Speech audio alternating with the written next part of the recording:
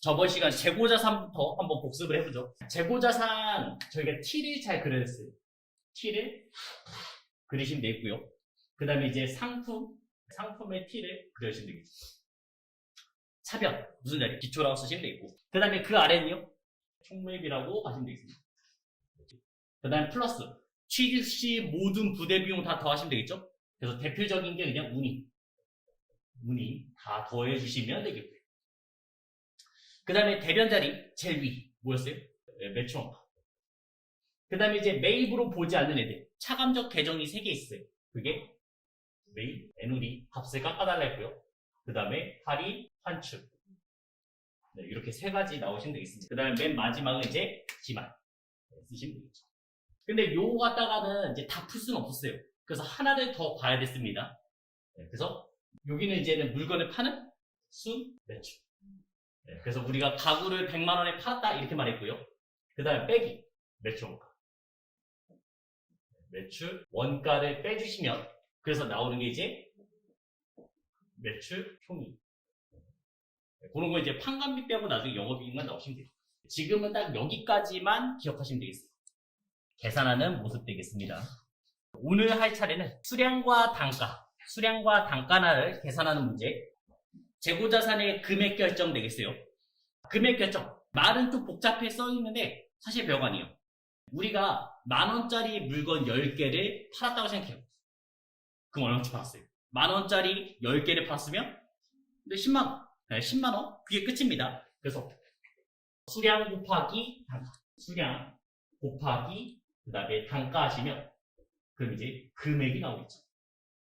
여기에서는 수량을 결정하는 방식, 그 다음에 단가를 결정하는 방식 이것만 구별하시면 거의 한 7, 80%는 끝났어요. 네. 그럼 수량을 결정하는 방식이 몇 개인지 세는 거예요. 물건이 몇 개 있냐 물어보는 거예요. 그래서 수량을 결정하는 방식이 일단 책에선 2개. 첫 번째는 계속 기록법이 있겠습니다.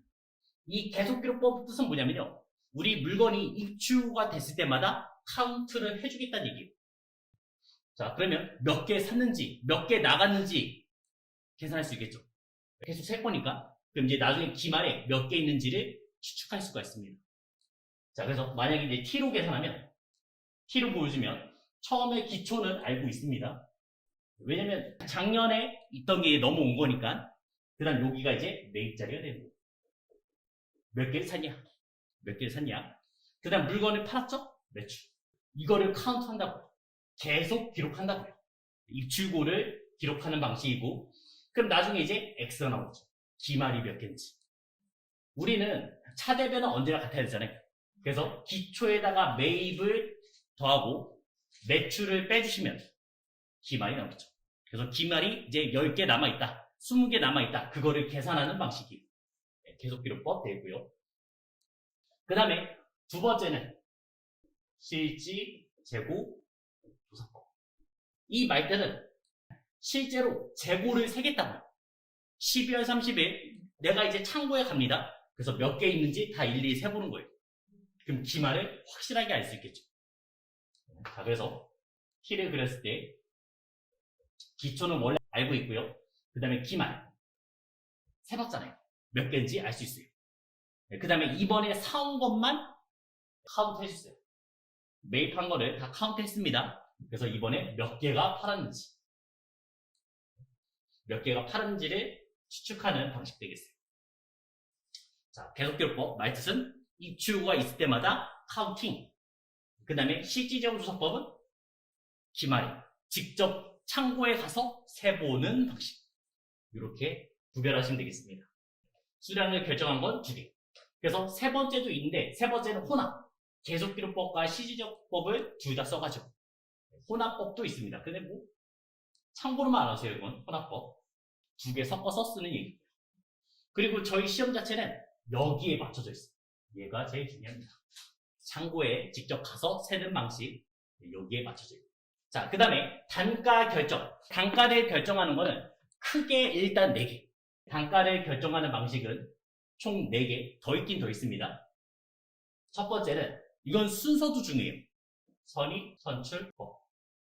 말뜻이 뭐 같아요? 그러니까 선이 먼저 들어온 게 먼저 나가겠다. 이런 뜻 되겠습니다.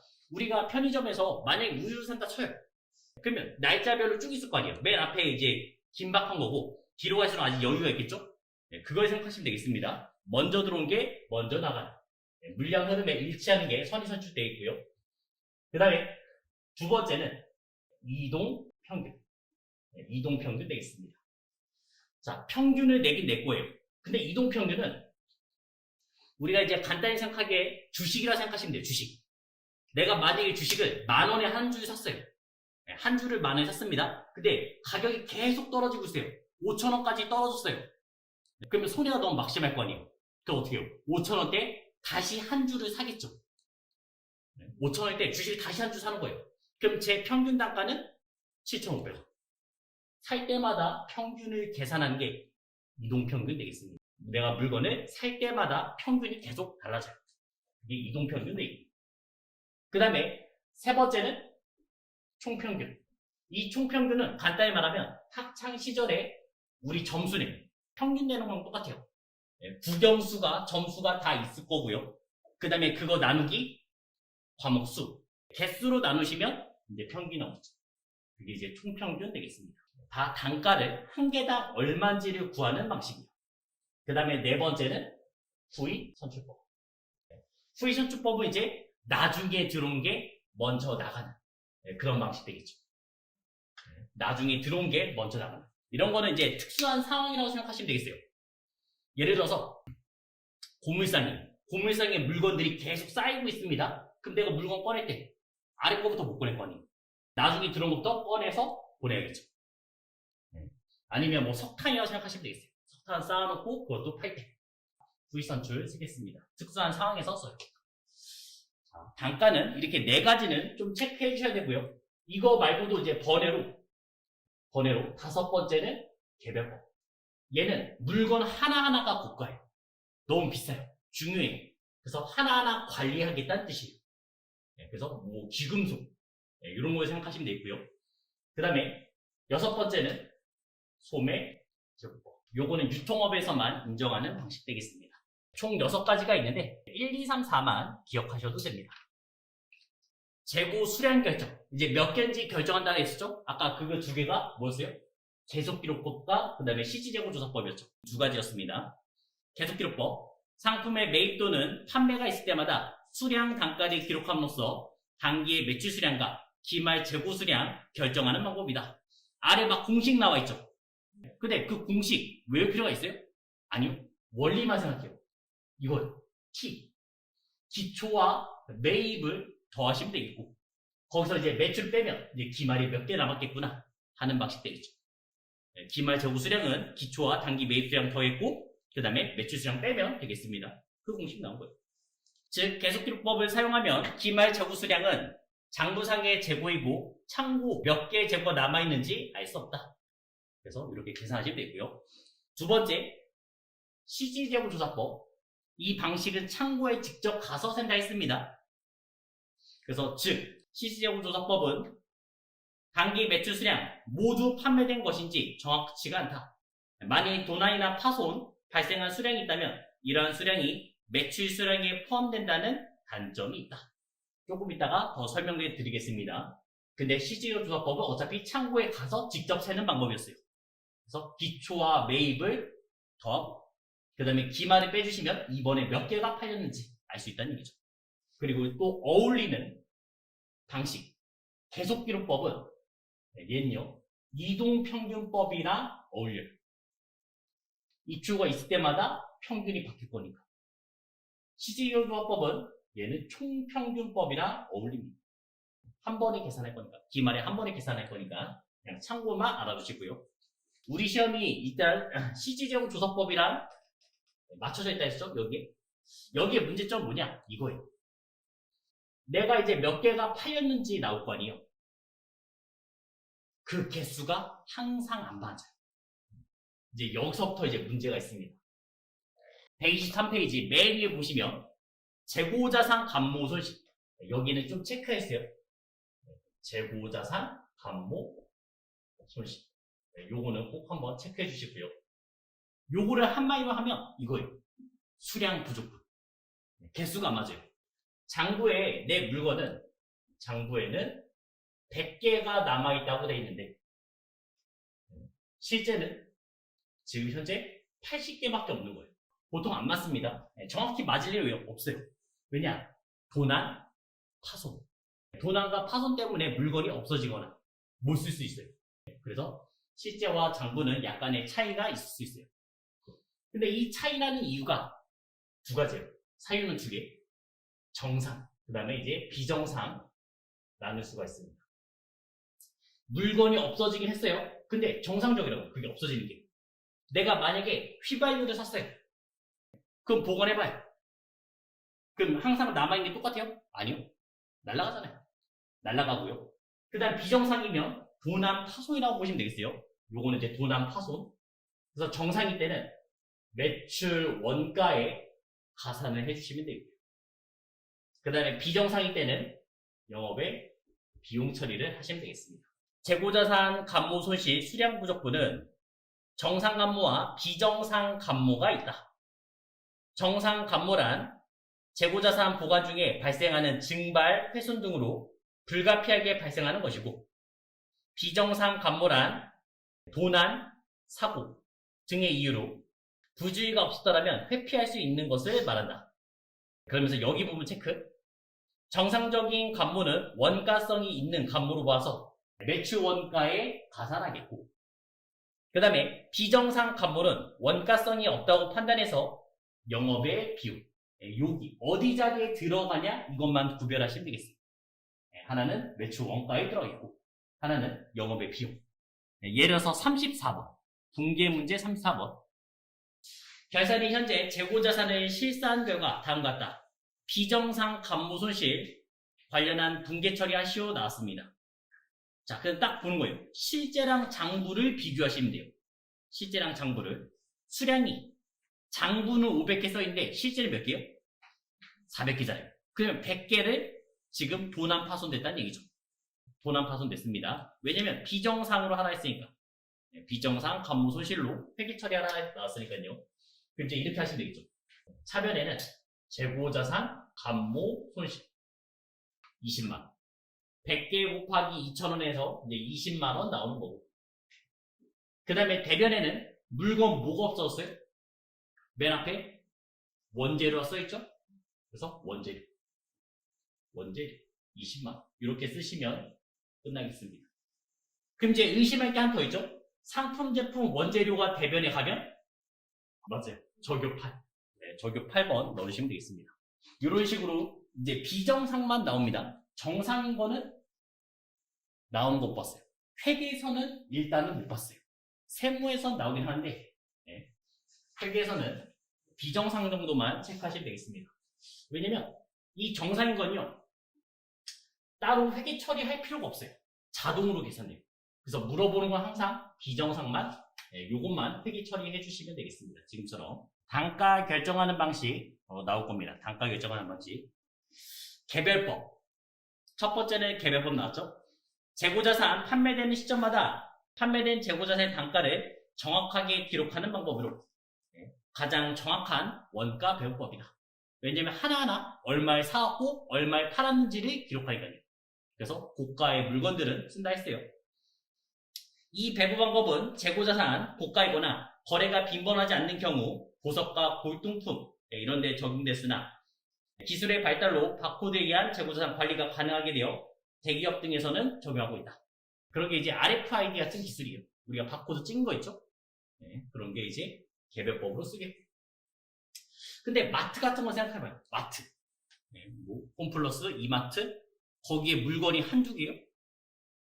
몇만 개, 몇십만 개? 뭐 이런 식으로 있을 거예요, 물건이. 그거 하나는 어떻게 버리게? 그러니까 개별법은 거의 안 나옵니다. 그냥 참고적으로만 알아두시고요. 그 다음 선의선출. 여기서부터는 중요했어요. 그래서 FIFO라고 말하고 First in, First out. 먼저 들어온 게 먼저 나가겠다. 그 방식 되겠습니다. 실제 물량 흐름과 관계없이 먼저 구입한 재고자산, 먼저 판매된 것으로 가정하는 방법이다. 대부분의 기업은 먼저 구입한 재고자산을 먼저 판매하는 것이 일반적이며 재고자산 진부화가 빠른 기업은 선의선출법을 적용하겠다. 유통기한 같은 게 있을 거 아니에요. 그 다음에 이제 나중에는 이 기술을 못 쓴다면, 진부화가 빠르다면 선의선출 쓴다는 얘기고. 그 다음 후의선출.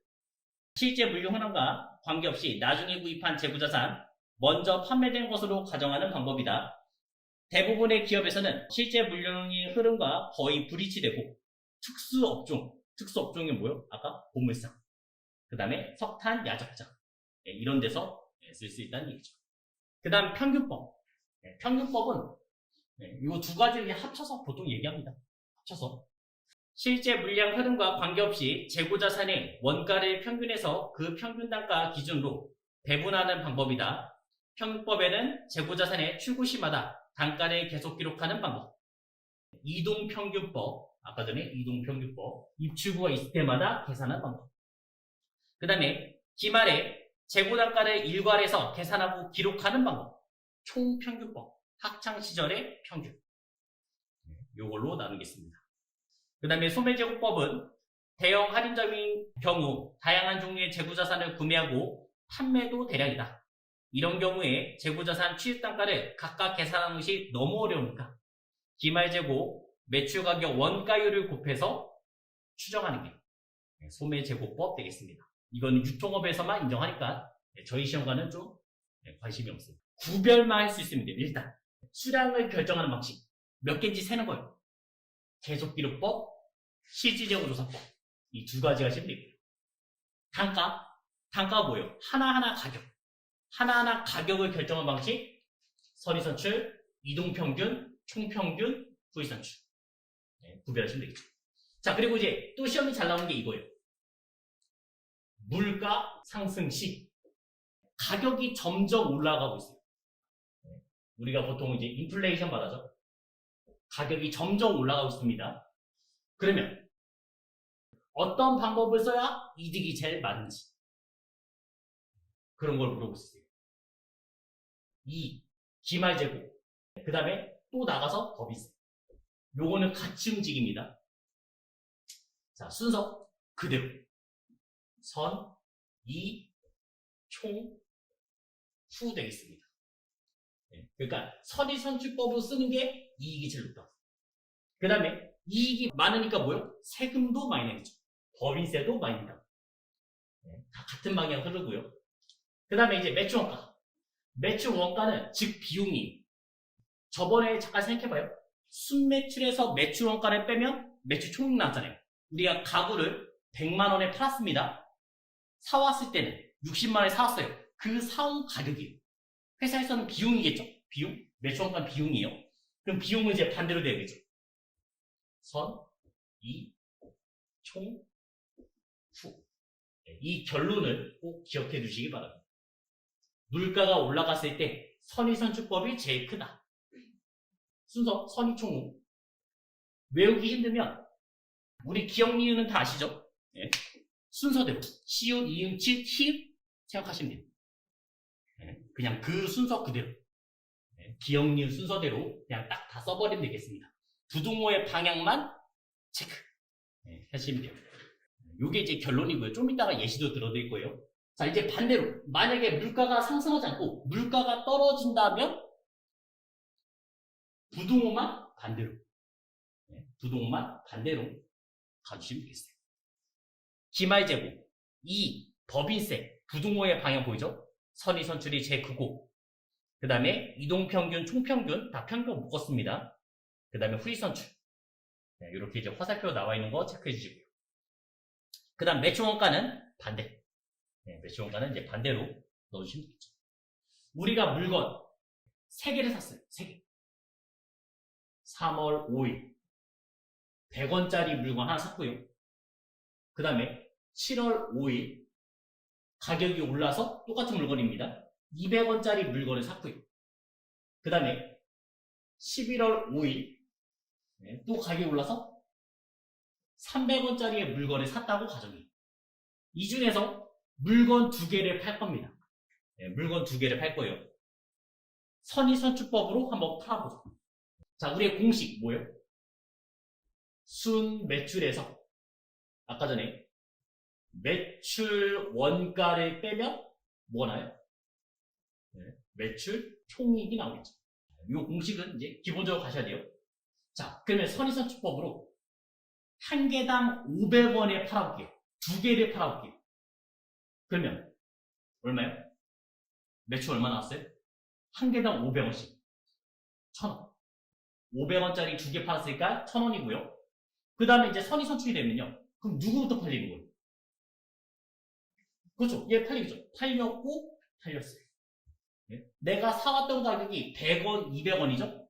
그래서 매출 원가는 300원이 빠지는 겁니다. 그럼 저는 얼마 벌었어요? 700원을 벌었어요. 이렇게 생각하시면 돼요. 자, 그러면 이제 기말에 남아있는 거는 얼마짜리 남아있어요? 안 팔린 거예요. 300원짜리 남아있죠. 기말에 300원짜리 남아요. 요번에는 수익선출법 가보겠습니다. 똑같아요. 500원짜리 두 개 팔린 건 똑같아요. 그럼 순매출은 얼마예요? 1000원. 변화가 없죠. 1000원 팔렸고요. 매출 원가는 이제 뒤에서 두 개 팔려야 되잖아요. 300원, 200원 팔렸으니까 500원. 500원 매출 원가 되겠고. 그럼 제가 번 돈은요? 1000원에서 500원 뺐으니까 500원 벌었죠. 그럼 남아있는 건 얼마짜리 남아있어요? 100원짜리 남아있죠. 수익선출하면 뒤에 거부터 팔릴 거니까, 나중에 들어온 것부터 팔릴 거니까 100원짜리가 남아있죠. 기말에는 100원짜리가 있습니다. 마지막에 평균법. 평균법은 일단 한 개당 가격을 계산하셔야 돼요. 100원, 200원, 300원이니까 이렇게 되겠죠. 100원, 200원, 300원, 그 다음에 개수 3개로 나누시면 이제 평균이 나올 거예요. 그래서 200원이 나오고 평균 200원, 가운데가 평균이겠죠. 자, 원리는 똑같아요. 500원짜리 물건 두 개 팔았어요. 그럼 저는 1000원어치 팔았고, 그 다음에 두 개 팔았으니까 하나당 200원이 되면요 400원, 매출원가 400원. 그럼 제가 번 돈은요 600원 되겠죠. 1000원에서 400원 빼서 600원 되겠습니다. 기말에도 이제 하나 남아있겠죠? 그 하나의 가격 얼마예요? 200원. 그래서 기말도 200원 되겠죠. 지금 상황이 인플레이션, 물가 상승 시에요. 이익이 제일 큰 거 누구예요? 선의선출. 그 다음에 평균법. 그 다음에 수익선출. 선의 조구. 얘가 나온 거고요. 그 다음에 기말도 제가 써놨잖아요. 마지막 남아있는 하나. 선의선출은 300원, 수익선출은 100원, 평균법은 200원. 그래서 또 기말도 똑같이 가겠죠. 매출원가 요 자리에 있죠. 300원, 500원, 400원. 원리 까먹어도 돼요. 까먹어도 되는데 얘는 기억하셔야 돼요. 선의 조구. 선의 조구. 이거는 그냥 순서대로 시옷, 이응, 치읓, 티읕, 기억, 니은 순서로 이제 기억하시면 되겠습니다. 선의선출법과 후의선출법의 비교 있죠?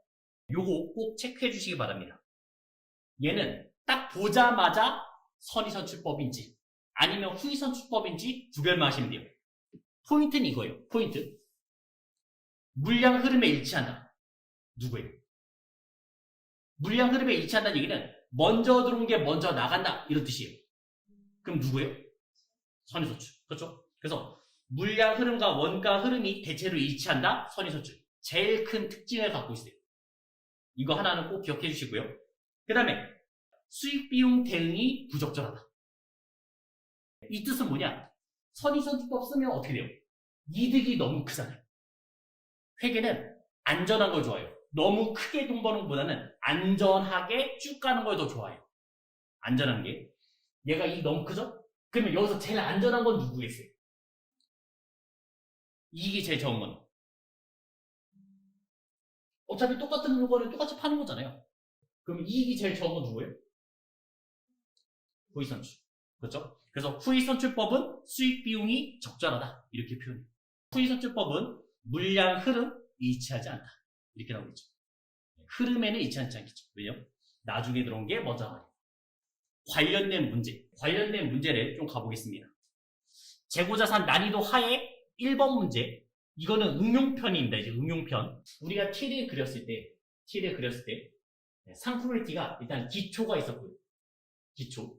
그 다음에 총 매입이 있었고, 그 다음에 매출 원가가 있었고, 그 다음에 이제 기말 있었죠.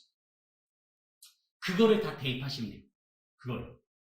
자, 그러면 월초 재고 10개, 한 개당 1,000원이죠? 그래서 곱해서 쓰지 말고 10개 곱하기 1,000원. 이렇게 그냥 써놔요. 네, 이게 훨씬 더 쉬워요. 네. 자, 그 다음에 또 샀습니다. 오일에는 20개에 1,100원. 20개, 그 다음에 하나당 가격 1,100원 되겠고, 그 다음에 30개, 가격은 1,200원. 이렇게 샀어요. 자, 그러면 몇 개 있어요? 지금 물건 몇 개 있어요? 10개, 20개, 30개 있으니까 총 60개를 가지고 있죠. 자, 그리고 이제 그 물건을 팔았습니다. 40개를 팔았어요. 40개 팔았다고. 근데 문제에서 이제 확인하셔야죠. 무슨 법이요? 선의선출. 선의선출 뜻이 뭐세요? 먼저 들어온 게 먼저 나간다. 그럼 40개를 파는데 나눠야죠. 10개짜리가 먼저 팔리겠죠. 1,000원짜리 10개가 먼저 팔리겠고, 그 다음 아직 40개가 안 됐으니까 20개짜리 1,100원 팔리겠고요. 30개밖에 안 됐죠? 나머지 10개짜리 1,200원. 이런 식으로 팔릴 겁니다. 그럼 이제 나머지는 다 이제 기말이 있을 거 아니에요. 네, 개수만 따지면 되니까 60이어서 40 빼니까 20개. 그 기말 있는 거 얼마짜리요? 1,200원짜리가 되겠죠. 물어본 거는 뭐였냐면 월말 재고에 얘 물어봤어. 월말 재고. 네. 그래서 20 곱하기 1,200원 해주시면 24,000. 네. 이렇게 풀어주시면 되겠습니다. 24,000 되겠어요. 자, 근데 얘를 이제 조금만 더 응용할게요. 네, 응용까지. 우리가 얘 갖다가 다 못 푼다 했어요. 순매출에서 매출 원가를 빼주시면 매출 총이. 네, 그 공식 계속 그냥 나와야 돼요, 이제. 네, 계속 어차피 해야 됩니다. 순매출에서 매출 원가를 빼면 매출 총이. 여기에서 시험 문제가 매출 원가를 물어볼 수도 있고요. 그 다음에 매출 총이익을 물어볼 수도 있어요. 자, 우리가 40개 팔았잖아요. 근데 문제 잘 보면 하나당 얼마에 팔았어요? 단가 2,200원에 팔았다고. 매출은 40개 곱하기 2,200원 되는 거죠. 그래서 한 개 88,000원이고, 그 다음 매출 원가. 매출 원가는 아까 얘였잖아요. 얘가 매출 원가잖아요. 내가 사온 가격 10,000원, 22,000원, 12,000원 다 더하시면 44,000원. 그렇죠? 그래서 44,000원을 빼주시면 내가 번 돈이 나오죠. 저는 이거 팔았을 때 44,000원을 벌겠습니다. 그래서 시험 문제가 이제 얘도 물어볼 수도 있고 매출 원가 얘를 물어볼 수도 있어요. 물어볼 수 있는 게 3개예요. 기말, 그 다음 매출 원가, 매출 총익. 어떤 걸 물어봐도 풀 수 있으면 되겠습니다. 네, 이번 시간에 나왔던 걸 다시 한번 정리하면 이거예요. 우리가 물건을 팔죠? 수량 곱하기 단가는 금액이에요. 수량 곱하기 단가는 금액. 수량을 결정하는 2개. 뭐요? 계속기록법. 입출고가 있을 때마다 카운팅. 그 다음에 두 번째는 실질재고조사법. 실제로 재고를 세겠다고요. 기말에 가서. 이 두 가지가 수량을 결정하는 방법이었고요. 그 다음에 단가를 결정하는 방법은 하나하나의 가격을 결정한 거는 선의총우. 네, 선의총우 그냥 이렇게 기억하시면 돼요. 히읗, 이응, 치읓, 히읗 이렇게. 점점 가격이 비싸지고 있어요. 인플레이션, 물가가 상승하고 있습니다. 이익이 제일 큰 거는 선의선출, 네, 선의총우. 네, 그대로 나올 거니까. 그 다음에 매출 원가가 제일 큰 건요. 후이선출. 네, 이렇게 기억하시면 되겠죠. 관련된 문제는 이런 거예요. 난이도 하의 6번. 다음 중 상품 재고의 단가를 결정하는 방법은 물었어요. 단가를 결정하는 방법은.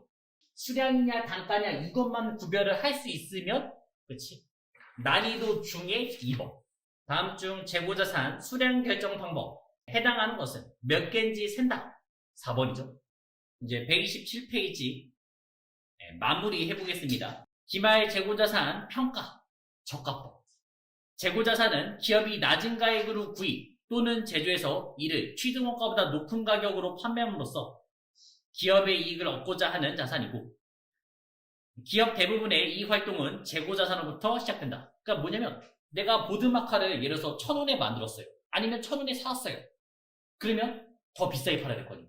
뭐 1,500원, 2,000원 이렇게 팔아야지만 이익이 날 거니. 그거보다 싸게 팔면 회사 망하겠죠. 그 얘기가 하는 겁니다. 그러나 재고자산의 품질 저하, 진부화, 유행 경과 등으로 취득원가보다 가격이 떨어질 수 있다. 만약에 핸드폰이 지금 뭐 S12 막 이번에 새로 나왔어요. 핸드폰이 새로 나왔으면 이제 가격이 한 100만 원 이상 할 거 아니에요. 그리고 지금 한 4, 5년이 지났습니다. 핸드폰 100만 원이에요? 아니잖아요. 가격 떨어졌을 거 아니에요. 네, 그걸 생각하시면 돼요. 그럼 내가 맞는 가격보다 더 떨어질 수가 있다. 네, 그거를 보여준 겁니다. 그래서 저가법이란 취득원가와 공정가액을 비교해서 낮은 가액으로 평가하는 방법이다. 네, 낮은 가격으로 평가해 주시면 되겠습니다. 그래서 회계 처리할 때 만약에 이 물건이 만원짜리 물건이요. 그러면 가격이 떨어질 수가 있어요. 현재 7,000원. 그럼 얼마 손해봤어요? 하나 팔릴 때마다 얼마 손해봐요? 3,000원 손해보죠? 그 손해보는 거를 인식해달라고. 신경 써달라고. 회계 처리가 있습니다. 그래서 이때는 재고자산 평가손실 3,000원 이렇게 써주시면 되겠어요. 가격이 떨어졌을 때는 재고자산 평가손실 써주시면 되겠고요. 그 다음에 대변에는 재고자산 평가 충당금 3,000원 이렇게 넣어주시면 되겠습니다. 차변에는 재고자산 평가 손실, 대변에는 재고자산 평가 충당금 넣어주시면 되고요. 아직 팔린 게 아니니까 가지고 있으라는 얘기입니다. 회계 처리는 그렇게 중요하지 않습니다. 여기는 회계 처리는 안 중요하고, 그러면 평가 손실이 어디에 반영되냐? 여기 이제 매출 원가에 반영이 된다는 게 중요한 겁니다. 그러면 아까랑 다시 한번 생각해봐요. 아까 뭐 있었냐면 이거 있었잖아요. 감모 손실에 정상과 비정상이 있었죠? 정상이면 어디에 가산됐어요? 정상일 때는 매출 원가에 가산하면 되고요. 그 다음에 비정상이면 영업의 비용. 이렇게 세 가지만 구별할 수 있으면 끝이. 시험 문제는 그냥 이 구별이 더 잘 나옵니다. 자, 그리고 가격이 떨어졌습니다. 그리고 언젠가 다시 유행이 찾아올 수 있어요. 예를 들어서 뭐 노래로 따지면 토토가 때 너무 옛날 얘기죠? 다시 유행하는 곡이 있고요. 그 다음 요즘에 디지털 카메라가 잘 팔려요. 뚝딱이 예전에 제가 거의 한 20살 중반까지 그 디카가 있었는데 최근에 카메라 화질이 너무 좋아서 자기의 얼굴을 찍거나 뭔가 찍었을 때 너무 선명해서 보기가 싫대요. 그래서 요즘 예전에 나왔던 디카를 올려보니까 당근에서 잘 팔았습니다. 다시 가격이 올라갔죠. 그래서 지금 현재 12,000원까지 됐다고 쳐요. 그럼 올랐으니까 신경 써야 안 써요? 써야죠. 써야 됩니다. 써요. 하지만 취득원가보다 이상 올라간 건요, 얘는 신경 안 씁니다. 왜냐? 얘는 나중에 팔 때 이익으로 잡으시면 돼요. 얘는 떨어진 것만 살리시면 돼요. 이게 1번이고, 방금 전에 이제 1번이고, 이게 2번이면 2번의 회계 처리는 없어지는 거예요. 재고자산 평가 충당금 3,000원 쓰시면 되겠고, 그 다음에 대변에는 재고자산 평가 충당금 환입이라는 계정을 넣어주시면 되겠어요. 재고자산 평가 충당금 환입. 그냥 참고적으로만 알아주시기 바랍니다. 회계 처리 안 중요해요. 회계 처리 안 중요해요. 그것보다 중요한 건 뭐예요? 어디에 반영되는지. 평가 손실은 매출 원가에 반영. 그 다음에 아까 전에 감모 손실 정상일 때 매출 원가에 반영. 비정상이면 영업의 비용에 반영. 이게 중요해요. 난이도 중에 13번. 재고자산 평가 손실. 아까 어디 간다고요? 매출 원가. 그러니까 딱 이것만 구별하면 끝이라고요. 그 다음에 3번에서 감모 손실 정상적인 범위 내에 있으면 매출 원가에 가산한 거 맞고요. 그 다음에 감모 손실이 비정상적인 경우, 그러면 영업 비용 가시면 되겠습니다. 아직 그러면 1번이 해석이 안 되죠? 1번. 그 1번은 저희 책과 연결시켜서 할게요. 자, 128페이지. 감모 수량 20개, 정상 감모는 15개, 그 다음에 비정상 감모 5개 있습니다.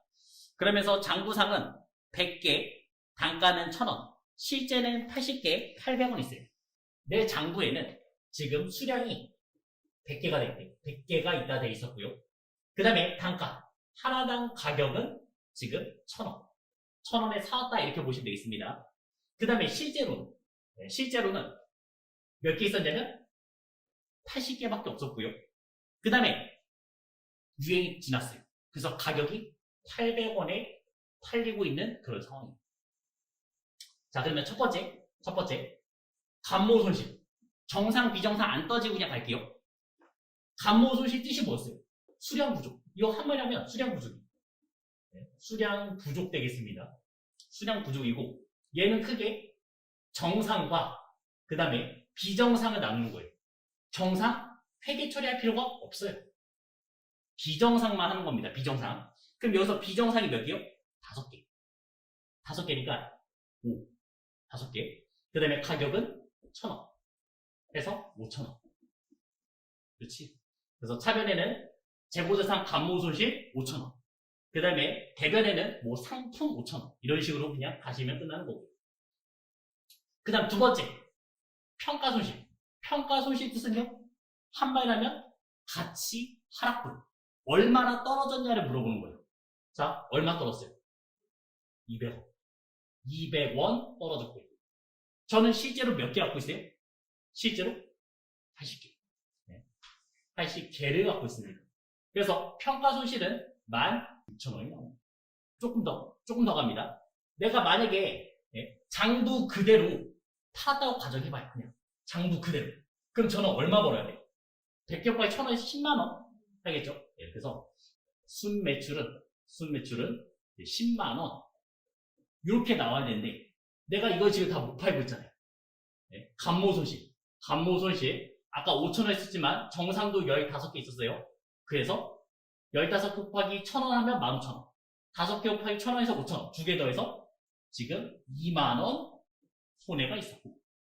그 다음에 저희 평가 손실 16,000원. 16,000원 손해가 되는 거죠. 그러면 10만원에서 2만원 16,000원 빼면 얼마예요? 64,000원 남습니다. 그 64,000원은 얘예요. 요거 곱하면 64,000원. 이러면 끝이에요. 그러니까 방금 전에 말했던 감모 손실과 평가 손실은 결국은 손해잖아요. 잘 생각해요. 아까 감모 손실 어디 간다고요? 매출 원가. 매출 원가 비용이잖아요. 그 다음에 영업의 비용이잖아요. 둘 다 뭐예요? 차감. 둘 다 어차피 차감해야 돼요. 감모 손실은 아까 전에 매출 원가에 가산하거나 아니면 영업 비용에 가산됐잖아요. 둘 다 손해보는 얘기잖아요. 비용이니까. 그래서 차감적 계정 되는 겁니다. 그래서 그 1번 보기가 아까 그 뜻이에요. 재고자산 차감 계정으로 표시하겠다. 아까 그 문제 저희 방금 푼 거 있었죠? 13번 문제에서. 보기 1번이 어차피 둘 다 마이너스라는 뜻입니다. 아까 전에 이제 계속기록법과 실질재고조사법. 요게 이제 수량을 결정하는 방식이었고, 그 다음에 단가를 결정하는 방식은 선의총호. 그래서 물가가 증가 시, 물가 상승 시, 물가 하락 시, 부등호의 방향. 그거 잘 기억해 주시고. 그 다음에 감모 손실과 평가 손실. 어디에 가산되는지. 감모 손실은 수량 부족분이죠? 정상과 비정상이 있습니다. 정상이면 매출 원가의 가산. 비정상이면 영업의 비용. 평가 손실, 매출 원가의 가산. 그렇죠. 그렇게만 가시면 되겠습니다. 기업은 영업활동을 통해서 창출된 수익 중 여유자금에 대해서 더 높은 수익을 얻기 위해서 예금이나 유가증권, 부동산에 투자한다. 이러한 자산을 투자자산이라 하겠다. 우리도 돈 많은 사람 생각해봐요. 그 사람들이 현금을 그냥 보통 갖고 있어요? 아니요. 현금은 어차피 가치가 점점 떨어져요. 그래서 부동산, 아니면 뭐 주식 이런 데 투자하겠죠. 그런 게 이제 투자자산 되겠습니다. 자, 그래서 그 종류 분류 보니까 장기 금융상품. 일단 비유동이잖아요. 지금 비유동이가 다 1년 넘어가야 되잖아요. 그래서 장기 금융상품, 정기 예금, 뭐 적금 이런 게 다 되겠죠. 그 다음에 유가증권, 매도 가한 증권, 만기 보유 증권, 그 다음에 투자 부동산, 계정 이름이에요. 투자 부동산. 요거 기억하셔야 됩니다. 자, 우리가 이제 땅을, 건물을 쓸 목적으로 샀어요. 그럼 계정 이름이 토지 아니면 건물 이런 계정 쓰는 거예요. 쓸 목적이면. 내가 쓰려고 하면요. 근데 그거를 안 쓸 거예요. 시세가 오르면 팔 거예요. 그런 목적이면 투자부동산이라는 계정을 쓰셔야 됩니다. 그래서 목적을 잘 확인해 주셔야 돼요. 내가 쓸 거냐 아니면 시세 차이로 팔 거냐. 자, 그래서 아래쪽에 보시면 판매 목적이면 재고자산이 되는 거고, 그 다음에 영업 목적, 내가 사용할 목적이라면 유형자산, 토지 건물이 되는 거고요. 그 다음에 투자 목적이면 지금처럼 투자부동산 되겠습니다. 그리고 오늘의 이제 하이라이트가 이제 시작돼요. 요거가 유가증권이 나왔습니다. 유가증권. 자, 얘는 우리가 앞에서 하나 안 한 게 있어요. 그 부분부터 보면서 같이 설명할 겁니다. 같이 이제. 유가증권이란 재산권 또는 재산적인 이익받을 자격을 나타내는 증권을 말한다. 택에서 유가증권은 주식, 사채, 국채, 공채를 말하고 어음과 수표는 제외한다. 그러나 법에서는 유가증권은 어음과 수표도 다 포함합니다. 그래서 유가증권은 크게 이제 두 가지로 한 거예요. 유가증권 크게 두 가지. 우리가 이해하기 쉬우려면 유가증권은 돈을 끌어모으는 방식이에요. 돈을 끌어모으는 방식. 그래서 지분증권이 있겠고요. 그 다음 또 하나는 이제 채무증권으로 가겠습니다. 자, 지분증권은 그 회사에 내 지분이 있다는 얘기예요. 몇 퍼센트가 있다. 그래서 얘는 주식 얘기가 시작되는 거예요. 주식. 주식 얘기가 시작되는 거고. 그 다음에 채무증권은 얘는 이제 사채. 회사가 발행한 채권. 우리가 회사가 이제 돈이 필요할 거 아니에요. 은행한테 돈 빌리면 돼요. 근데 그게 까다롭잖아요. 그래서 일반인 사람들 아니면 나라 이런 상대로 해서 돈을 빌릴 수가 있습니다. 그런 게 이제 회사채. 정확하게 회사채인데 사채로 더 많이 써요. 그 다음에 이제 국공채. 국공채. 나라가 발행할 수도 있죠. 코로나 처음 생겼을 때 이제 전 국민 대상으로 10만 원씩 뿌렸습니다. 그 돈 어디서 나와요? 없어요. 그래서 나라가 이제 채권을 발행해서 나오죠. 그 다음에 종류는 3개씩. 3개씩 있습니다. 첫째, 단기 매매 증권. 이름에 단기란 단어가 들었죠? 1년 이내. 1년 이내에 매매 증권 되겠습니다. 그러니까 우리가 이제 뭐 키움증권이나 이런 데서 주식을 사고 파는 얘기예요. 지금 사서 10초 내로 팔 수도 있고 사서 며칠 뒤에 팔 수도 있고 그런 일반적인 주식 단기 매매 증권. 그 다음 두 번째, 매도 가능 증권. 매도 가능 증권. 주식을 샀죠? 근데 1년이 넘은 거죠. 1년이 넘었다고 보시면 되겠어요. 그 다음 세 번째, 지분법 투자 주식. 이거는 회사의 지분을 많이 갖고 있으면 그 회사를 이제 좌지우지할 수 있잖아요. 흔들 수 있잖아요. 그것 때문에 경영. 20% 이상 내가 주식을 가지고 있는 얘기가 되겠습니다. 지분법 투자 주식. 이거는 저희 시험에서는 안 나와요. 이건 안 나오니까 그냥 이런 게 있구나. 끝. 채무증권도 3개가 있습니다. 이름이 똑같아요. 단기 매매 증권. 두 번째는 매도 가능 증권.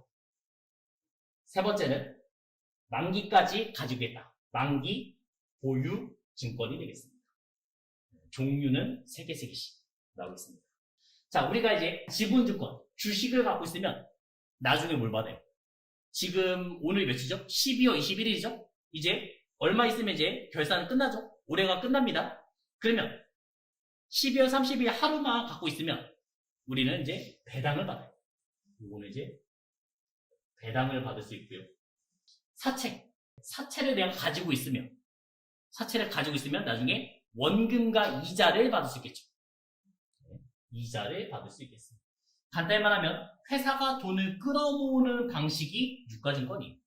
주식을 발행할 수도 있고 아니면 돈을 빌릴 수도 있는 거죠. 문제는 좀 여러 개 나올 수 있는데 이제 쉽게 나오면 이런 거예요. 다음 주 채무증권이 아닌 것은 그래서 이렇게 보기 줄 거예요. 단기 매매, 매도 가능, 만기 보유, 지분법 투자 주식. 그럼 몇 번이요? 4번이 되는 거고. 다음 중 지분증권이 아닌 것은 단기 매매 매도 가능 지분법 수연식 만기 보유. 네, 그러면 만기 보유가 되겠죠. 단기 매매 증권. 그 다음에 매도 가능 증권. 이 두 가지 비교하는 게 상당히 중요해요. 일단 주식을 한번 사보겠습니다. 3월 1일. 3월 1일. 회계에서 이제 골뱅이라는 뜻 있죠? 이 뜻은 개당. 네, 개당이라는 얘기예요. 개당 10,000원짜리의 주식을 10주를 샀습니다. 다 돈은 현금으로 내고 샀고요. 그 다음에 사면서 수수료가 1,000원 줬어요. 이런 상황. 3월 1일. 그러면 단기 매매 증권 이렇게 되겠죠? 차변에 단기 매매 증권 쓰면 되겠죠. 자산이니까. 자산이니까 기본 자리가 차변이에요. 네. 그리고 요거는 이제 취득하는 모습이 되겠고요. 10주 곱하기 10,000원이니까 얼마씩 샀어요? 100,000원어치 샀다고 쓰시면 되겠습니다. 사면서 뭐 들었어요? 수수료 들었죠. 네. 우리가 여태까지는 다 어떻게 썼어요? 모든 부대 비용은 취득원가에 가산했죠? 근데 얘는 예외예요. 그래서 중요해요. 요거는 따로 비용 처리하셔야 돼요. 그래서 여기다가 수수료 비용 1,000원을 쓰시면 되겠습니다. 수수료 비용 1,000원. 따로 비용 처리해 주셔야 돼요. 그리고 그 수수료 비용도 회계에서 시험 자체에서 유일한 900번대. 나머지 수수료 비용은 웬만해서 800번대 아니면 500번대. 근데 유일하게 900번대가 이제 등장했어요. 900번대 때 뭐였어요? 뭐 영업의 비용, 영업 비용 이렇게 쓰시면 되겠습니다. 그 다음에 대변에는 이제 현금 대변. 현금 101,000원. 끝이에요. 자, 요번에는 매도 가능 증권 똑같은 조건으로 사볼게요. 어차피 자산이니까. 매도 가능 증권. 10주 곱하기 아까 전에 10,000원. 그 다음에 수수료 어떻게 하라고요? 얘는 포함해야죠. 그러니까 아까 맞죠? 유일하게 특이한 케이스고 원래 취득 시에 모든 부대 비용 합치라 했으니까 얘는 더해서 1,000원 더해서 가시면 되겠습니다. 그래서 100,000원. 그리고 이거를 또 현금으로 101,000원. 시험 문제 중 3분의 1 끝났어요. 주식 얘기는 3개밖에 나올 수가 없습니다. 주식 뭐예요? 산 얘기, 판 얘기, 그 다음에 12월 30일 갖고 있는 평가받는 얘기. 딱 3개밖에 없어요. 자, 그 다음에 평가를 받았습니다. 평가. 네, 이제 기말. 12월 이제 31일 상황이고요. 한 주당 가격이 12,000원 된 상황이에요. 내가 주식을 갖고 있었죠? 아직 팔지도 않았어요. 그게 이제 12월 30일 평가를 받았습니다. 한 주당 얼마요? 12,000원. 이 기말에는 뭐만 하냐? 얼마큼 올랐는지, 얼마큼 떨어졌는지만 계산하시면 돼요. 증감. 기말 평가는 증감만 계산하시면 되겠습니다. 자, 제가 처음 샀을 때 얼마짜리였어요? 10,000원짜리였죠? 그게 지금 얼마 됐다고요? 12,000원. 그럼 얼마 올랐어요? 2,000원. 2,000원만큼 저는 이득을 봤을 거 아니에요? 네, 그래서 이렇게 쓰면 돼요. 가치가 올랐으니까, 자산의 가치가 올랐으니까 차변에 단기 매매 증권이라고 쓰시면 되겠습니다. 그리고 2,000원. 오른 가격 2,000원 곱하기 10주. 그럼 저 얼마 벌었냐면 20,000원 벌었죠. 차변에 자산이 증가했으니까 차변이 되는 거죠. 자, 손해요, 이익이요? 이익이죠? 수익 자리는 차변이에요, 대변이에요? 대변이죠? 그 대변. 여기 나온 겁니다. 그래서 여기다가 이제 단기 매매 증권 평가했던 이익 난다. 그래서 평가 이익이라는 계정을 써주시면 되겠습니다. 단기 매매 증권 평가 이익. 그럼 만약에 손해 났으면요? 단기 매매 증권 평가 손실. 네, 차변을 쓰면 되고. 그러면서 자산이 대변에 없어지면 되겠죠. 자산의 감소. 손해 났어요. 이런 식으로 이제 회계 처리 해주시면 되겠고요. 자, 여기서 끝이 아니에요. 매도관 증권 있잖아요. 매도관 증권. 요것도 해야죠. 요것도 지금 똑같이 12,000원 냈습니다. 얼마 벌었어요? 똑같이 2만원? 얘는 약간 달라요. 아까 전에 얘 매도만주권은 수수료까지 더해서 10만 1,000원이었잖아요. 더해서. 그러면 이렇게 생각하시면 돼요. 10만 1,000원짜리를 10주로 나누면 한 주당 가격이 나와요. 1,100원이 나와요. 왜냐면 10주니까 한 주당 가격 1,100원이잖아요. 그게 지금 얼마 된 거예요? 12,000원 된 거잖아요. 그럼 얘는 얼마 벌었어요? 한 주당? 1,900원 번 거죠. 그죠? 1,900원 벌었다고 써야 돼요. 그래서. 여기서 그래서 매도 가능 증권 1,900원 곱하기 10주. 그래서 19,000원을 벌었습니다. 계좌이름 보겠습니다. 매도한 증권 평가 2 쓰면 되겠죠. 이 자리에 이제 매도 가능 증권 평가 2 19,000원 쓰시면 그치. 시험지에 나올 수 있는 문제 중 3분의 2가 끝났어요. 그리고 무조건 나옵니다. 무조건 나오니까 확실히 기억하셔야 돼요. 다행스러운 거는 단기 매매 증권 쪽이 회계 쪽에서는 더 잘 나가요. 일단 둘 다 하긴 하셔야 돼요. 근데 너무 어렵다 하시면 단기 매매 증권 여기를 확실하게 하시면 되겠습니다. 자, 여기까지 이해는 잘 되셨나요? 좋아요. 이제 이 주식을 팔게요. 팔겠습니다. 자, 저는 1월 10날 팔았고요. 한 주당 9,000원. 9,000원에 팔았습니다. 다 현금 받았다고 가정할게요, 또. 그 다음에 수수료 팔았을 때도 1,000원 들었습니다. 자, 조금만 더 어렵게 하죠. 주당 9,000원에 5주. 9,000원? 5주 팔았어요. 다 판 거 아니에요? 내가 처음 한 거 10주였죠? 그 중에 5주만 팔았어요. 문제는 이해되셨나요? 내가 한 주당 9,000원에 팔았고, 그 중에서 5주만 팔았습니다. 팔면서 수수료 1,000원 들었다고요. 자, 그러면 이제 내 장부에는 단기 매매 증권이 현재 얼마나 써있어요? 내 장부에는. 이거는 얘만 보면 돼요. 이게 지금 기말평가 받았잖아요. 이게 내 장부에 써져 있는 가격이 12,000원. 그래서 단기 매매 증권 대변했으면 되겠죠? 팔았으니까 자산의 감소. 그 다음에 이제 12,000원 곱하기 5주. 그럼 총 얼마치 팔았어요? 6만원치 팔았습니다. 근데 내가 현금으로 받은 돈, 현금으로 실제로 받은 돈을 파악해보니까 9,000원 곱하기 5.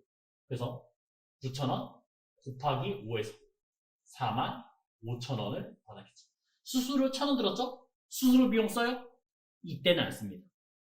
그래서 얘가 특이해요. 단기 매매 증권 수수료 비용은 딱 취득했을 때 이거 한 번밖에 없어요. 그리고 안 남아요. 돈 받을 때 2,000원도 빼고 받으시면 되는 거예요. 44,000원. 이렇게 받으시면 되겠어요. 수수료 처음부터 차감하고 받으시면 됩니다. 근데 만약에 이 수수료가 내가 따로 이체해줬다. 따로 보통예금으로 1,000원 이체했어요. 그럼 대변에 보통예금 1,000원 쓰면 되는 거예요. 계정 이름이 다를 때는 따로 쓰면 되는 거고, 보통은 내가 받을 돈에서 차감하고 받아요. 실제 주식을 팔아봐요. 내가 뭐 10,000원에 팔았는데 10,000원에서 얼마 깎이고 돈 받잖아요. 그 개념이. 실제로 받을 때 수수료가 빠지고 돈 들어옵니다. 자, 그럼 이제 차대변 비교해봐요. 이제 차변에 16,000원이 부족합니다. 손해예요, 이익이에요? 손해죠. 비용 자리니까 손해겠죠. 그래서 이때 계정 이름은 단기 매매 증권 처분 손실 16,000원 쓰시면 되겠습니다. 단기 매매 증권을 팔았더니 손해가 났다. 단기 매매 증권 처분 손실 16,000원. 이렇게 맞추시면 되겠습니다. 시험 문제 거의 무조건 나온다 했습니다. 자, 그러면 한번 매도한 증권 도전해봐요. 틀릴 확률은 99.99%예요. 네, 괜찮아요. 그냥 마음 편하게 그냥 보세요. 일단 팔았잖아요. 매도한 증권 팔았죠? 내 장부에 있는 매도한 증권 팔았습니다. 그럼 대변에 매도 가능 증권 파시면 되겠죠. 내 장부에 얼마 써있어요? 12,000원 써있잖아요. 한 주당 12,000원.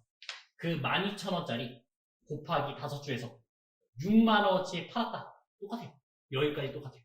그리고 제가 실제로 받은 돈, 현금 받은 돈 현금반도. 아까 전에 9,000원 곱하기 5주에서 45,000원. 근데 수수료 1,000원 빼고 44,000원 받았죠? 똑같이 44,000원 받으시면 되겠습니다. 그럼 차대변 비교해야겠죠? 차변에 뭐요? 매도가증권, 처분 손실 16,000원. 네, 쓰시면 얘는 틀립니다. 네, 그래서 얘기한 거죠. 자, 매도가증권은 조금 특이해요. 네, 일단 그 차이가 왜 생기는지부터 얘기할게요. 이 단기매매증권에 평가이 있었죠? 평가이. 얘는 손익계산서예요. 손익계산서. 수익과 비용에 들어가는 얘기예요. 자, 수익과 비용은 올해로 끝이. 내년에 못 넘겨요. 그러니까 이렇게 말해요. 2022년도에 우리 회사는 10억을 벌었다. 2021년도에는 5억을 벌었다. 이렇게 표현해요. 그러니까 연으로 끊긴다고요. 근데 이 매도가증권 평가이익은요, 손익계산서가 아니에요. 얘는 재무상태표, 그 중에서도 자본에 들어가요. 자본. 자산부채 자본이죠? 그 자본. 그 중에서도 기타, 포괄, 손익, 누계라는 곳에 들어옵니다. 이름만 일단 한번 그냥 들어봐요. 어차피 나중에 다시 등장할 겁니다. 기타, 포괄, 손익, 누계 들어가요. 얘는 끝까지 관리하셔야 돼요. 자, 이렇게 생각하면 좋아요. 방금 전에 이 손익계산서는 올해로 그냥 끝이라 했죠? 올해로 끝입니다. 작년 거는 작년 벌써 끝이에요. 이거 벌써 12월 30일이 작년 얘기잖아요. 이게 못 넘어온다고요. 과거의 손해와 이익이라서 못 넘어요. 근데 이 매도가증권 쪽은 아까 전에 재무상태표, 자본, 그 중에서도 기타, 포괄, 손익, 무게라 했어요. 자, 이 재무상태표 라인은 책상 컴퓨터를 생각해봐요. 책상 컴퓨터를 내가 만약에 그 컴퓨터를 100만 원에 사왔다고 쳤습니다. 예를 들어서. 그리고 저는 5년 동안 쓸 거라 했어요. 5년 동안. 그러면 우리는 이 컴퓨터를 감가상각이라는 걸 해요. 매년 가치를 떨어뜨려서 100만 원 다 쓰시면 되겠어요. 근데 5년이 지났는데 컴퓨터는 너무 멀쩡해. 잘 돌아가요. 버릴 거예요? 아니잖아요. 그래서 이 재무상태표 라인 쪽은요, 팔릴 때까지 관리하셔야 됩니다. 자, 그러면 과거 이익 있죠? 얘를 관리해야 된다고. 매도 가능 증권 평가 이익을 먼저 없애야 된다고. 얼마 없애면 되겠어요? 15,000원? 안 돼요. 자, 잘 생각해보면 이제 이거예요. 10주였을 때, 내가 주식 10주 샀을 때 19,000원 벌었잖아요. 그럼 지금 5주만 판 거니까 5주 남아있잖아요. 그것도 관리해야 돼요. 그래서 여기서 반만 없어지는 거예요. 19,000원에 반 하면 9,500원. 9,500원이 없어지는 거예요. 이제 차대변 비교하시면 됩니다. 대변에는 6만원, 그 다음에 차변에는 44,000원에서 9,500원 더하시면 53,500원. 얼마 부족해요? 6,500원. 그게 이제 매도 가능 증권 처분 손실 6,500원이 되는 거예요. 그래서 이 부분이 조금 복잡하다는 얘기입니다. 정리하면서 하겠습니다. 어차피 시험 문제는 셋 중 하나예요. 취득, 평가, 처분. 그 외의 문제는 없어요. 그 외 문제 나올 수가 없겠죠. 내가 주식을 사거나 팔거나 아니면 가지고 있거나가 평가니까. 자, 여기서 특이한 점은 단기 매매증권 샀을 때 수수료 어떻게 쓴다고요? 포함해요? 아니요, 따로. 그래서 특이해요. 그래서 중요해요. 따로 써요. 그리고 유일한 900번대. 900번대 한 번도 안 나고요. 수수료 비용은 이때 한 번 나오고 끝. 더 이상 안 나요. 기억해 주시고요. 그 다음에 매도가증권. 매도가증권은 그 수수료 비용 다 포함해서 사시면 되겠습니다. 잘 생각해봐요. 네? 우리 재고자산 때 물건 샀을 때 취득 시 모든 부대 비용 가산했잖아요. 이렇게. 그 다음에 우리가 이제 다음에 유형자 살 때 뭐 토지 건물 사요. 그때도 다 취득원가 가산해서 사요. 모든 부대 비용 다 가산해서 삽니다. 얘가 특이한 거. 단기 매매증권. 자, 그 다음에 기말 평가는 어떻게 하면 된다고요? 증가. 얼마큼 올랐는지, 얼마큼 떨어졌는지 그것만 계산하시면 돼요. 그래서 만원짜리가 12,000원 됐으니까 2,000원 올랐다. 나는 10주로 갖고 있었으니까 2만원 벌었네. 자산의 증가 되겠죠. 차별을 샀으니까. 자산의 증가. 그러면서 저는 이제 수익이 생긴 거죠. 단기 매매증권 평가 2. 영업의 수익 생겼습니다. 매도관증권 똑같이 계산한 건 맞는데 한 주당 가격이 달라지잖아요. 얘는 매도관증권에 포함해서 아까 10만 1,000원이면요. 그래서 이거를 10주로 나누면 한 주당 가격이 1,100원이에요. 그게 12,000원 된 거니까 1,900원 번 거죠. 1,900원. 1,900원 곱하기 10주에서 19,000원을 벌었고요. 그리고 계정 이름은 매도관증권 평가 2 19,000원 썼습니다. 근데 성격이 달라요. 성격이. 단기 매매증권 평가 이익은 손익계산서에 들어갔습니다. 그래서 관심이 없어요. 관심이 없어요. 그냥 올해로 끝이에요. 올해로 끝. 과거에 미련이 없는 사람이에요. 그렇게 생각하시면 되고요. 그 다음에 매도관증권 평가 이익은 얘는 손익계산서가 아니었죠? 얘는 재무상태입니다. 그 중에서도 자본, 그 중에서도 기타, 포괄, 손익, 누계라는 곳에 들어가 있습니다. 기타, 포괄, 손익, 누계. 아마 이런 문제 보면 계속 나올 거예요. 그래서 얘는 끝까지 관리하셔야 됩니다. 나중에 관리해야 돼요. 그래서 팔았을 때. 마지막에 처분할 때, 처분을 써줄게요. 처분. 우리가 주식을 팔았습니다. 근데 이번에도 수수료가 들었어요. 수수료 비용 써요? 안 써요. 안 쓴다는 게 중요한 포인트고요. 그냥 차감하고 돈을 받으시면 되겠어요. 그러면서 그 차익만큼을 단기 매매증권 처분 손실 아니면 단기 매매증권 처분 이익 이런 계정을 쓰면 되겠고요. 그 다음에 매도관증권은 과거의 이익을 먼저 없애야겠죠. 과거의 이익을 먼저 없애줄 겁니다. 근데 그 이익도 이 19,000원은 10주 갖고 있을 때 19,000원 본 거잖아요. 근데 지금 5주만 팔았죠? 그래서 그 이익도 반만 9,500원만 날려버렸죠. 그리고 이제 잔액을 또 비교해서 매도관증권 처분 손실, 매도관증권 처분이 써주시면 끝나겠습니다. 이런 식의 문제가 나요. 자, 더 솔직히 얘기하자면 회계에서 이런 문제 안 나요. 네, 솔직히 안 나요. 이건 세무 문제예요. 세무 문제. 그래도 두 가지가 연관이 돼 있으니까 한번 체크는 해주셔야 됩니다. 보통 회계에서는 단기 매매 증권 이 부분이 잘 나오고요. 매도관증권이 그렇다고 아예 안 나온 거 아니에요? 평가 얘기는 그래도 조금 나옵니다. 평가 얘기. 그래서 여기도 한번 체크하시면 돼요. 자, 그리고 내가 주식을 왜 샀어요? 주식을 왜 사요? 돈 벌려고. 그리고 가지고 있으면 아까 뭐 받는다 했어요? 배당 받죠? 배당. 그래서 나중에 이제 배당을 받을 겁니다. 원래 12월 30일 요때 하루라도 가지고 있으면 배당금을 받아요. 만약에 지금 돈에 여유가 있으시면 주식 사주세요. 왜냐면 배당 받을 수 있어요. 실제 주식. 자, 그러면 이제 배당도 크게 두 가지로 받아요. 크게 두 개. 현금 배당이 있고, 그 다음에 주식 배당이 있습니다. 현금 배당은 말 그대로 그냥 현금 받는 거예요. 그래서 차변에는 현금 받으면 되겠죠? 현금 받으시면 되겠고요. 그 다음에 대변에는 수익 계정, 배당금 수익이라는 계정 쓰시면 돼요. 배당금 수익이라는 계정을 쓰시면 되겠습니다. 주식 배당은 얘는 회계 처리 자체가 없어요. 얘는 수량, 단가만 새로 계산해 주시면 되겠습니다. 수량과 단가만 새로 계산해 주시면 끝나요.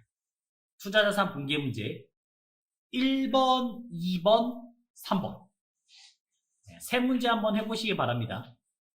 1번 단기 매매 차익 목적으로 상장 회사 도전해 주식 100주 그 다음에 주당 15,000원 그 다음에 옆에는 액면가 써있죠? 액면가는 지금은 무시하셔도 됩니다. 아직 상관없는 얘기예요. 구입했고요. 매입 수수료 5,000원을 포함해서 당사 보통예금 인터넷 뱅킹 지급했다 나왔습니다. 자, 그럼 1번 문제는 뭐예요? 취득하는 얘기죠. 취득. 자, 그러면 차변에 뭐라 써요? 단기 매매 증권 쓰시면 되겠죠. 단기 매매 증권 자산이 증가했고요. 100주 곱하기 15,000원. 그래서 총 얼마 샀어요? 150만원어치 샀습니다. 사면서 뭐 들었어요? 그렇죠. 수수료 비용. 이거 900번대라고 말했고요. 그 수수료 비용은 5,000원 들었어요. 5,000원 들었습니다. 그 다음에 대변에 이 돈 다 뭐로 냈어요? 보통예금. 보통예금. 그래서 150만 5,000원. 나오면 되겠고요. 자, 여기서 이제 조금 더 얘기를 할게요. 여기서 이제 액면가 5,000원 있죠? 이 액면가 5,000원은 주식을 발행하는 회사는 이 액면가를 쓰는 거고요.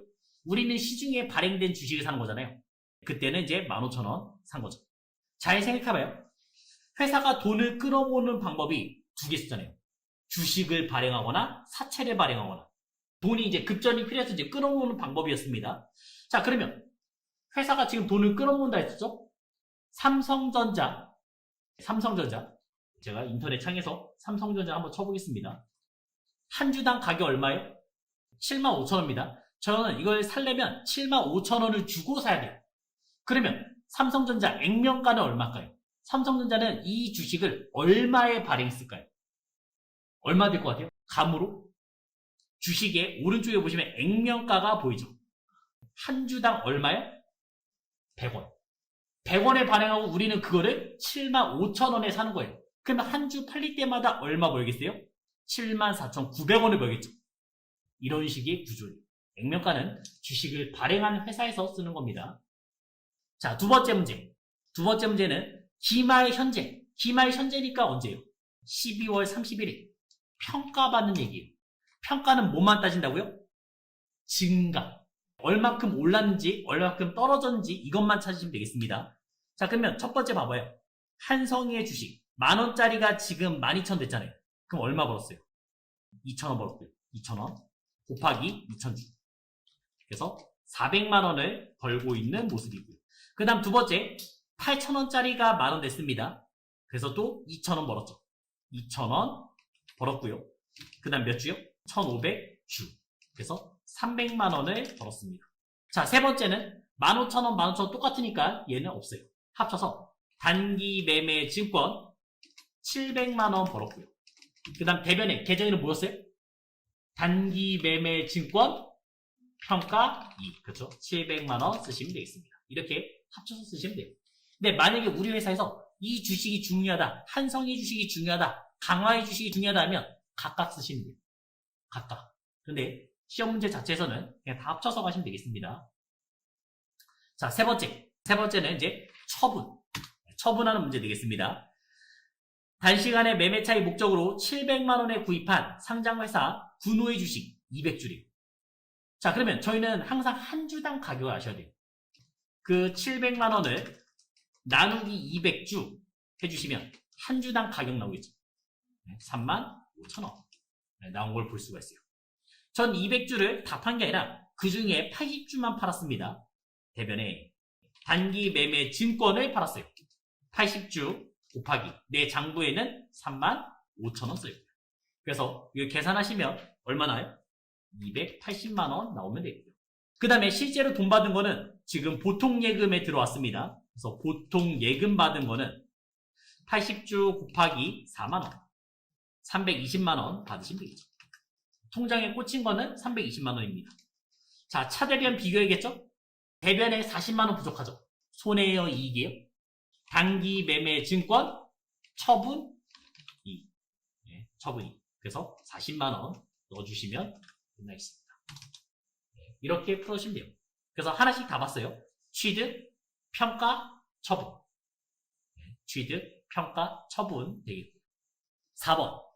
단기 매매 차익 목적으로 상장회사의 주식 4만의 주식 1,000주를 주당 6,000원에 구입했습니다. 대금은 매입 수수료 8,000원 포함해서 600만 8,000원. 보통예금 계좌 이체에 따라 나왔어요. 4번도 어떤 얘기요? 취득하는 얘기 되겠습니다. 단기 매매 증권 쓰시면 되죠.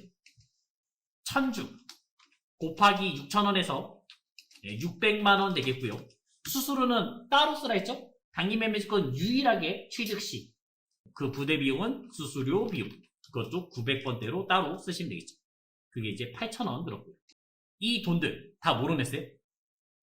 보통 예금으로 600만 8,000원 이렇게 나오시면 되겠죠. 5번은 기말 현재. 여기서 끝났어요. 기말이니까 12월 31일 평가받는 얘기죠. 평가. 15,000원짜리가 16,000원 됐으니까 지금 1,000원 올랐습니다. 그래서 1,000원 곱하기 1,000주 해가지고 100만원 벌었고요. 두 번째는 1,000원 곱하기 500주. 1000원 곱하기 500주. 그래서 50만원을 번 모습이죠. 자, 그러면 차변에 뭐예요? 단기 매매 증권 150만원 쓰시면 되고요. 대변의 계정 이름 단기 매매 증권 평가 2 150만원 이렇게 쓰시면 되겠습니다. 자, 6번 문제는 단기 매매 차익 목적으로 소유하고 있는 삼성전자의 주식 300주를 한 주당 5,500원에 처분했대요. 그 다음에 매매 수수료 2만원 차감한 후 현금 받았다. 처분한 얘기죠. 자, 그럼 이제 대변부터 가겠습니다. 내가 지금 단기 매매 증권을 팔고 있어요. 얼마에 팔고 있어요? 내 장부에 얼마 써 있어요? 5,000원이라고 써져 있는 거를 팔고 있는 거잖아요. 5,000원 곱하기 몇 주요? 300주. 그래서 얼마치요? 150만원치를 팔고 있습니다. 근데 실제로 받은 돈은 5,500원에 팔았죠? 그래서 165만원 받았겠네요. 근데 그 165만원 다 받았어요? 아니요. 2만원 빼고 받았죠. 그래서 현금으로 받은 거는 163만원을 받았겠죠. 손해요, 이익이에요? 2. 단기 매매 증권 처분 2. 그래서 13만원 가시면 되겠습니다. 시험 유형은 취득, 평가, 처분 이거밖에 없어요. 프로그램 설치도 한번 보겠습니다. 우선 시험 접수하는 사이트부터 알려드릴게요. 네이버나 다음 들어와서 검색창에다가 한국세무사회 자격시험이라고 검색하시면 되겠습니다. 한국세무사회 자격시험. 여기는 필수로 가입하셔야 됩니다. 가입을 해야지만 시험 볼 수 있고요. 자, 그리고 이제 쭉 내려와서 맨 아래 왼쪽 하단에 보시면 K랩 수업용 다운로드가 있어요.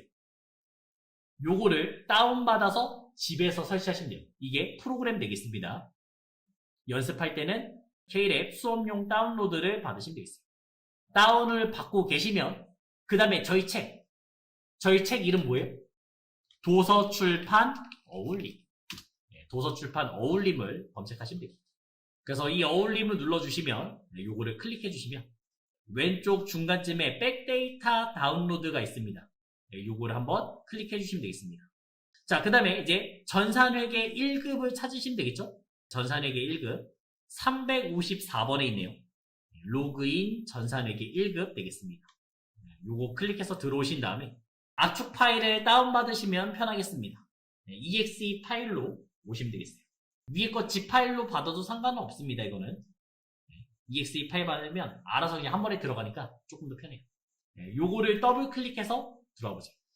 그러면 이제 이 창이 뜨셨으면요, 오른쪽에 이제 회사 등록이 있을 겁니다. 이 회사 등록 한번 눌러주시기 바랍니다. 회사 등록 클릭. 집에서 설치하신 분은 아무것도 없을 거예요. 여기가 아무것도 안 나올 겁니다. 그럼 방금 전에 다운받은 거를 적용시켜야 되죠? 적용시킬 때는 여기에 회사 코드 재생성이라는 게 있어요.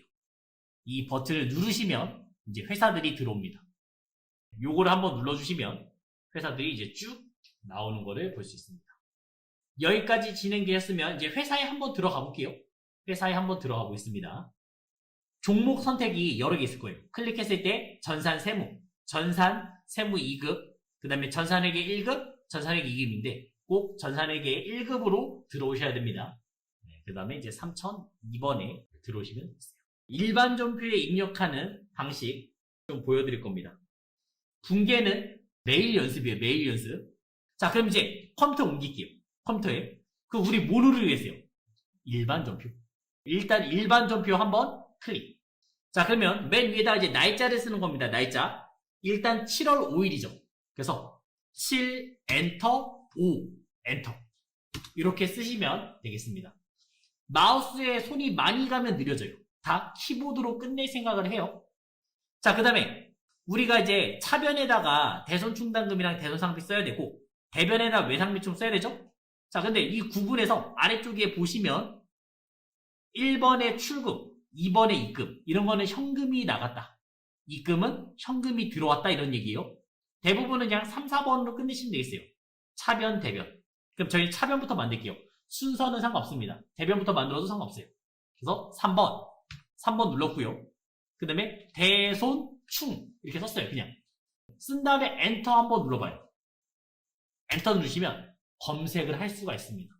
그래서 계정 이름을 100% 다 외울 필요까지는 없어요. 그냥 대략적으로만 아시면 돼요. 근데 대손충당금이 여러 개 있잖아요. 왜냐면 못 받을 거를 각각 계정마다 다 만들어 놓는 거예요. 근데 어디에 관한 대손충당금이요?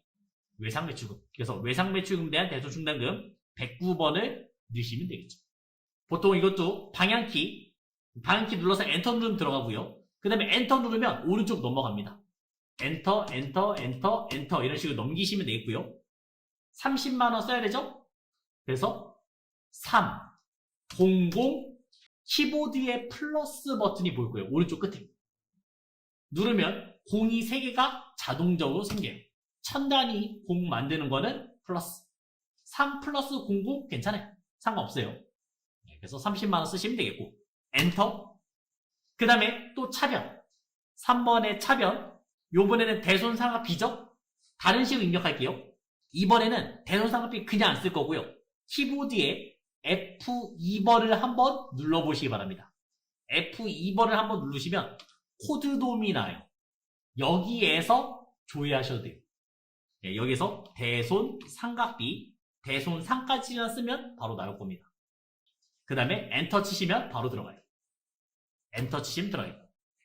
그 다음에 금액 70만원 되겠죠? 그래서 엔터 70만원 700 플러스 쓰시면 되겠죠. 이런 식으로 만드시면 돼요. 계정 이름에다가 직접 쓰셔도 되고 지금처럼 F2번 눌러서 쓰셔도 됩니다.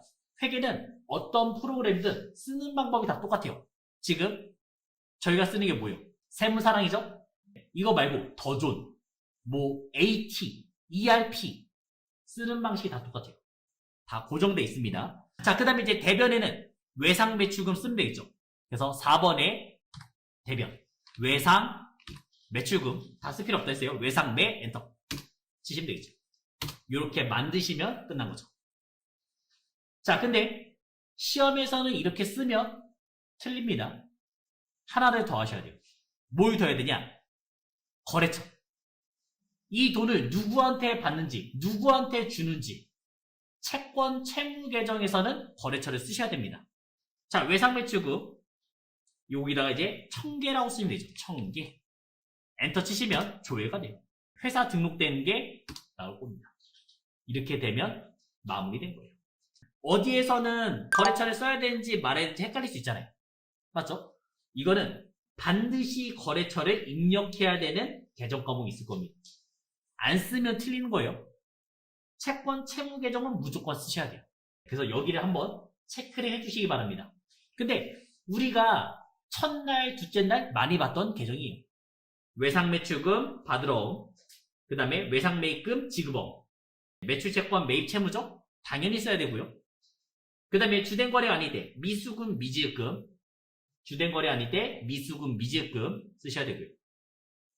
선급금 선수금 계약금 누구한테 받았는지 누구한테 줬는지 쓰셔야 되고요. 그 다음에 대여금 차입금 단기 장기 대여금 차입금 있죠? 누구한테 돈을 빌렸는지 누구한테 빌려줬는지 쓰셔야 되고요. 그 다음에 그 옆에 유동성 장기 부채도 쓰셔야 됩니다. 이건 아직 처음 봤을 거예요. 좀 더 뒤에 나올 거고요. 그 다음에 가지금 가수금 원인이 알 수 없는 돈이 나갔을 때 원인이 알 수 없는 돈이 들어왔을 때 이때도 쓰셔야 됩니다. 어떤 출장 가는 사람한테 돈을 줬을 거 아니에요. 그거 이제 쓰시면 되겠고요. 그 다음에 가수금 원인이 알 수 없는 돈이 들어왔죠? 근데 누가 보낸지 알면 그때 쓰시면 되겠습니다. 그 다음 맨 마지막에 임차보증금, 임대보증금 이런 데도 거래처 쓰시면 되겠어요. 그래서 앞으로는 거래처 쓰는 것도 갈 겁니다. 이제 쓰면서 갈게요.